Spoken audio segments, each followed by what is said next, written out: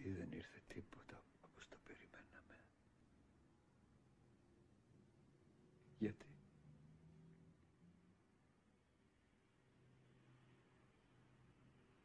Γιατί πρέπει να σαπίζουμε? Αβοήθητοι ανάμεσα στον πόνο και στην επιθυμία.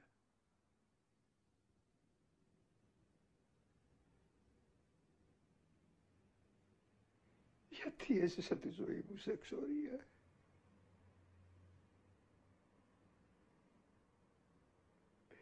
Γιατί οι μόνες στιγμές που επέστρεφα ήταν όταν ακόμα μου δινόταν η χάρη να μιλήσω τη γλώσσα μου. Τη δική μου γλώσσα. Όταν ακόμα μπορούσα να ξαναβρίσκω χαμένες ή να ανασύρω ξεχασμένες λέξεις από τη σιωπή.